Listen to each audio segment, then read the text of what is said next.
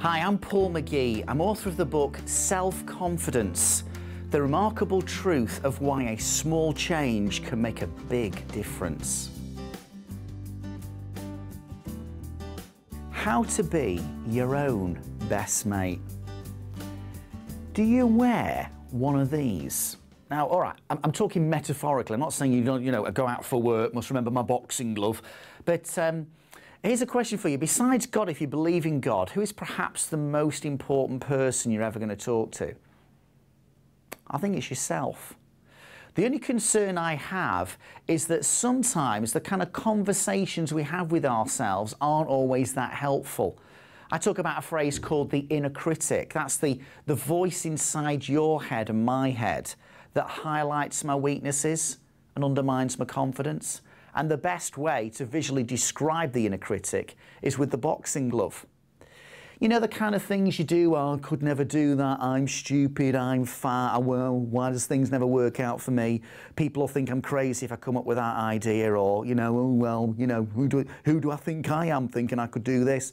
And it's those kind of like subtle but often very regular messages that we kind of bombard ourselves with. They can be fed by other stuff out there like the media and other people. But deep down, we're really, really self-critical. You go for a job interview and you walk out and you could have done this. You make a presentation, could have done that. You're thinking of asking out a member of the opposite sex, well, they'll probably think. And it's like, I just want to say this to you. Let's just get real for a moment, because here's the deal. You and I, we are all flawed. We're not perfect. We do make mistakes. We do things that maybe we regret later. But I also believe this, you might be flawed, but you're also fantastic. And I think sometimes just go easy on the boxing glove, just get rid of it. You are flawed, I'm flawed, but equally we're fantastic. Maybe it's time to live life without having the boxing glove all the time. Let's recognise flaws are us, but we're also fantastic, amazing people. And if we could focus a bit more on that, I think we could be more of a mate to ourselves and developing our confidence. And here's another tip for you. Quit waiting to feel confident before you do anything. Cast your mind back, learning to ride a bike. Now, maybe I'm wrong, but I suspect most of you learning to ride a bike didn't involve this. I'm just going to visualize myself riding that bike. I've got all these positive affirmations. I have them on my mirror. I have them on the wall. I read them at night before I go to bed on the ceiling. I am a bike rider. I'm a bike. No. You didn't do any of that garbage. What did you do? You got on the bike. You started pedaling.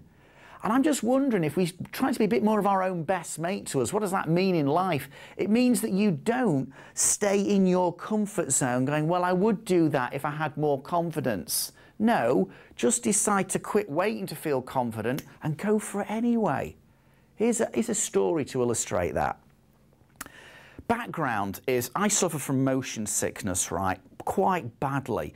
If I'm in the back of a car and I don't have any sickness tablets or keep looking straight ahead, you'll know I suffer from motion sickness.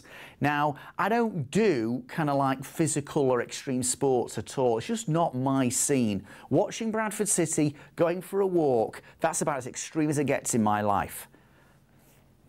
But we were in New Zealand recently, and we ended up in a place called Queenstown.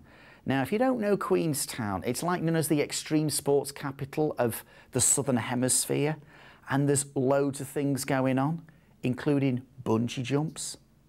My 16-year-old son, Matt, says, Dad, I want to do a bungee jump. And I suddenly realised this. Doing a bungee jump, you're not going to get motion sickness. You don't have to be good at it. You just need maybe a bit of courage. So guess what I did? I didn't visualize myself doing it. I didn't, have positive affirmations.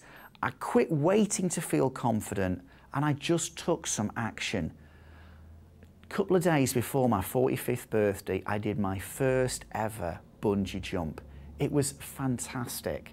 See, here's what I've just realized in life. It's not so much what you achieve that's always the big deal. It's how you think about yourself because you took that action?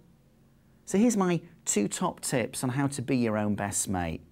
Number 1, go easy on the boxing glove. We're flawed, but we're also fantastic. Remember that. And secondly, quit waiting to feel confident. Just go and do it anyway.